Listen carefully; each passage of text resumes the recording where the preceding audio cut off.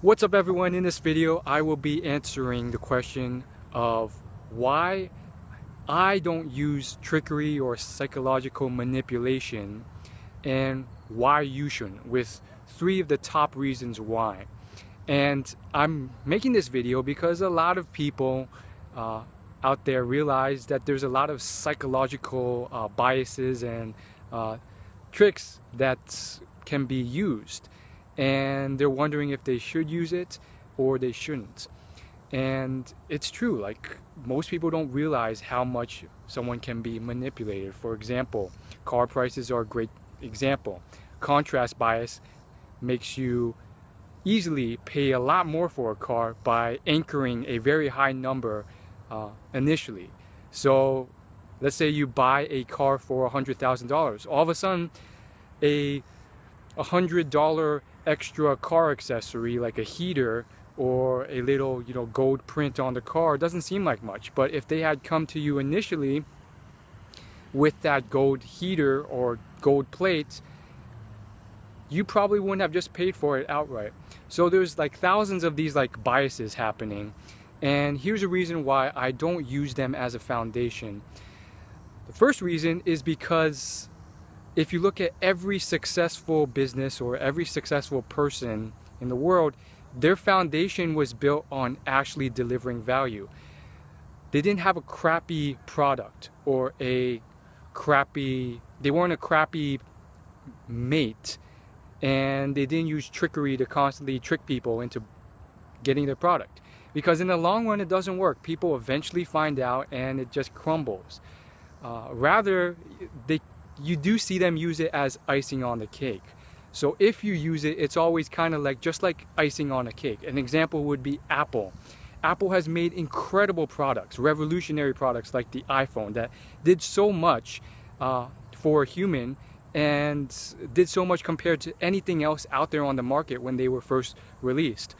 And they use a bit of psychological influence. For example, they have you line up to buy the product, and they kind of make it so that the supply is limited to create a little sense of false scarcity to get people to buy more. Having said that though, their product actually delivers. It actually produces incredible value. So that's an example of when and why you should use it. Second reason why you shouldn't use scarcity as a foundation or any of the other psychological manipulation tactics is because it just doesn't work well in the long run in terms of your reputation. You get known as someone who's constantly tricking people and so forth, and it's not a good reputation to get. Versus, think of all the businesses who did well versus those who did not, and those who used tricks to trick customers in the door.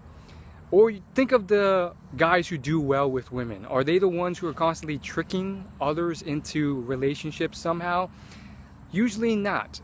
And even if you do get there, you get found out and your reputation spreads. And on some level it's a small world and people will talk and you become very unreputable.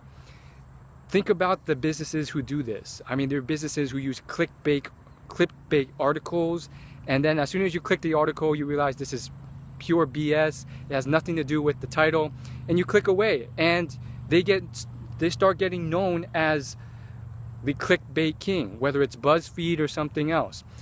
And that reputation, it doesn't end up doing well. If you have a reputation that's awesome, built on great foundations and fundamentals, your reputation does the work for you. You get new clients because people want to be that guy who knows how they can help their friends. So they recommend your business or you as a person without you even asking. Hey, that's a cool guy. Tom's a great guy. You should really date that guy. Or, Disney is a great company. They've done great stuff. You should check out some of their movies. You get that positive, free word of mouth. And then the third and final reason why you shouldn't use psychology and manipulation as a foundation is because at the end of the day, it forces you into a mindset where you are biasing and spending more of your time focusing on tricks or tactics rather than improving your fundamentals. And it's a strategy that leads to sporadic short-term success rather than increasing long-term success. Do you want to be that guy who's always buying new golf gadgets, or do you want to be the guy who practices the fundamentals of golf so that he actually improves his stroke? Do you want to be the guy who's in the weight room and always has the latest weightlifting gloves and weightlifting pills, but he doesn't have the fundamental work ethic to actually lift the weights? Do you want to be like Michael Jordan, who actually practices fundamental dribbling and layups? Or do you want to be that guy who's always looking for the next new Air Jordan shoe or basketball shoe or jersey that will give him the slight edge, but at the end of the day will never improve his shooting score? So avoid it, because it puts you in a place where you are moving towards tactics rather than fundamentals. And that's all I gotta say. Thanks for watching.